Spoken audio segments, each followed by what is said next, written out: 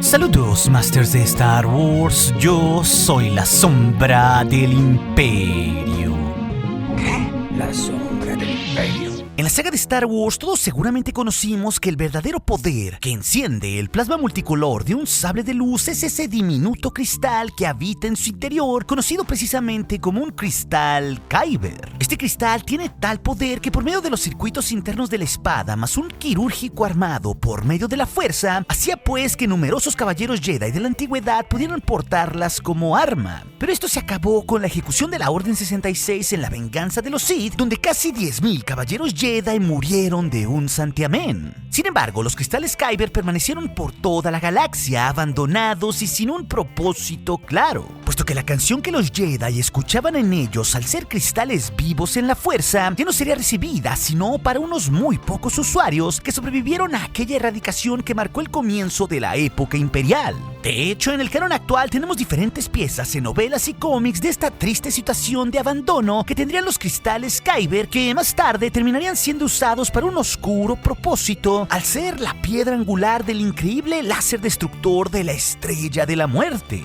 Por una parte, fue la serie de cómics de Darth Vader 2017 de Marvel la que nos mostró en sus primeros números cómo los sables de luz de los miles de Jedi que cayeron en la Orden 66 y por ende sus cristales Kyber cayeron en manos de los soldados clones para ser empacados. Estos serían puestos en una gigantesca hoguera en Coruscant al puro estilo fascista, donde miles de sables de luz ardieron en una gran explosión de energía para demostrar el fin de los traidores Jedi y sus antiguas reliquias de plasma ahora prohibidas. Aunque también muchos otros sables de luz y sus cristales terminarían en diferentes bodegas del emperador por toda la galaxia o en sus naves personales como el Imperialis, donde tenía numerosas reliquias oscuras o máscaras que había recuperado Palpatine de los Jedi. Pero quizás la parte más triste en la historia de los cristales Kyber al inicio de la época imperial es que justamente perdieron su naturaleza como cristales vivos que tenían una profunda conexión con el usuario luminoso que los portaba. Y en lugar de eso se convirtieron en terribles armas de la maquinaria imperial con el fin de crear terror con la Estrella de la Muerte. Esto, claro, lo hemos podido ver en una gran variedad de contenidos, ya que, por ejemplo, Galen Erso y su esposa Lyra, mucho antes de exiliarse, como lo vimos en el principio de Rogue One, eran unos fieles estudiosos de las múltiples propiedades energéticas de los cristales para usarlos en diferentes campos.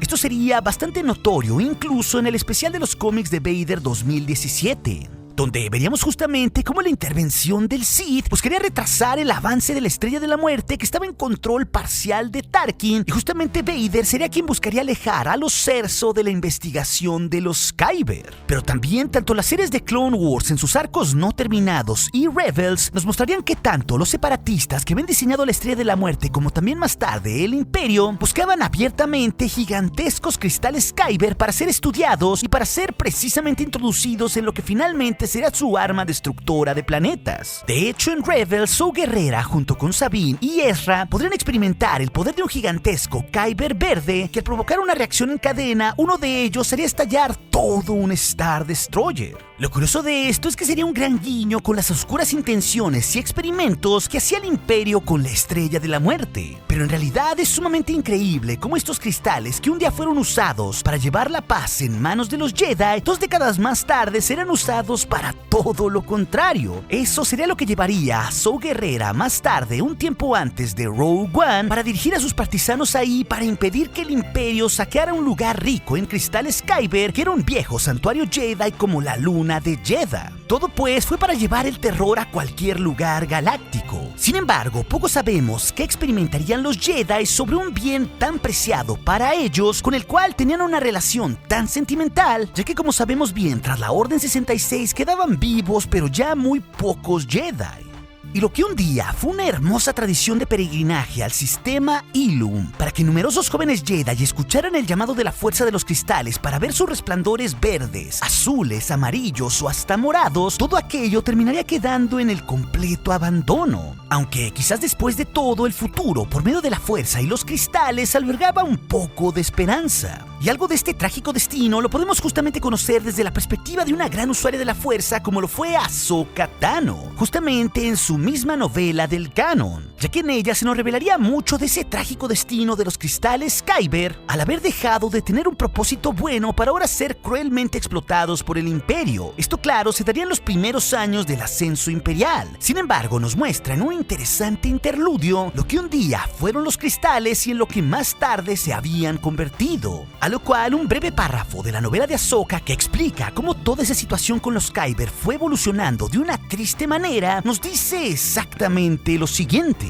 Los cristales crecían, claros como el hielo y fríos, hasta que encontraban las manos que esperaban por ellos. Añadían estructura de forma ordenada de un prisma a la vez, y mientras crecían, esperaban. De vez en cuando alguien iba a llegar y llamarlos como la armonía de una canción perfecta. Cada cristal tenía un portador elegido, y solo ese portador podía oír la música y ver el brillo. Todos los demás pasarían de largo sin ver nada más que hielo.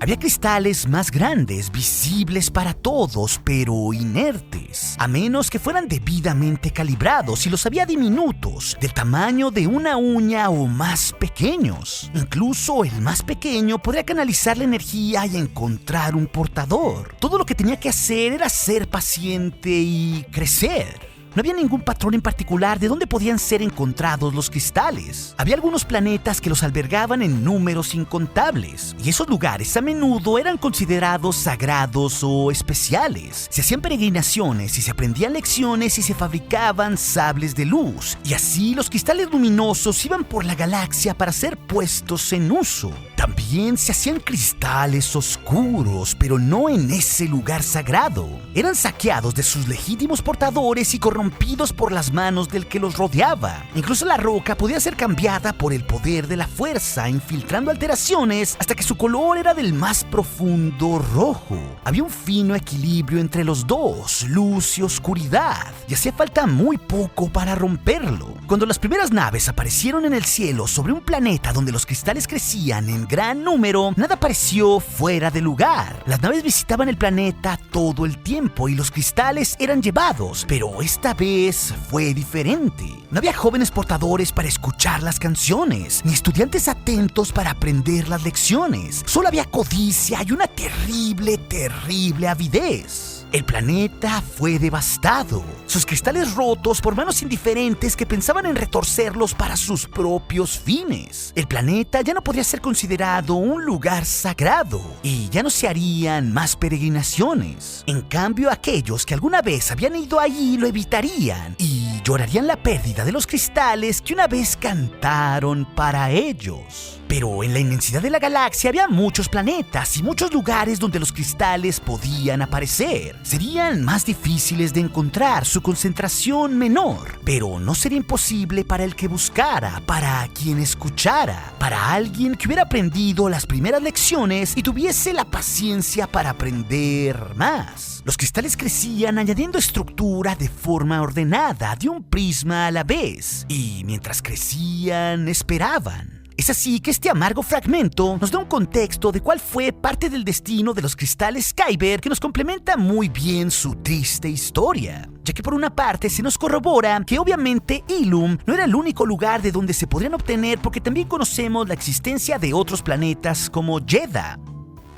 Aunque es bastante probable por lo que se nos dice ahí, lo que vimos previamente en Clone Wars, que esos cristales descritos como fríos como el hielo se encontraran precisamente en sistemas llenos de nieve. Pero también este fragmento de la novela de Ahsoka nos empieza a revelar esa naturaleza dual de los cristales, unos que su estado natural era no tener color, sino hasta que tuvieran un portador o fueran calibrados por otros métodos. Pero además siempre estaban en un estado puro hacia con el lado luminoso. Justo ahí fue una de las primeras piezas del canon que se nos explicó que podrían corromperse y fungir como cristales sangrados rojos para servir a la oscuridad en contra de su propia naturaleza, como lo hacían comúnmente los Sith, algo que fue bastante claro en los cómics de Vader. Pero creo que lo más importante que nos termina por decir esta parte de la novela de Ahsoka está justamente en su destino oscuro, ya que se nos menciona un planeta que justamente fue devastado por la voracidad de los planes del Imperio con la Estrella de la Muerte, hasta que prácticamente lo dejó todo vacío. Ahí ya no habría más peregrinaciones amistosas de Jedi, sino brutales saqueos de cientos de naves que actuaban con una terrible codicia. Lo curioso de esto es que específicamente se menciona que muchas manos los tomaron de forma indiferente para sus oscuros fines, como un simple elemento más que servía de materia prima para la maquinaria de guerra imperial. Esto, claro, sería una referencia a todos los miembros del Imperio, pero también en parte hacia los Inquisidores, ya que justamente el sexto hermano está presente en la novela de Ahsoka, que gira en parte en torno a los cristales Kyber, ya que él termina muriendo por el estallido de ellos y Ahsoka los terminaría reusando y los purificaría, salvándolos precisamente de los oscuros propósitos de corrupción que se nos menciona en el libro. Así que, como podemos ver, sí hubo un destino utilitario muy trágico para los cristales Kyber en los tiempos del Imperio, y toda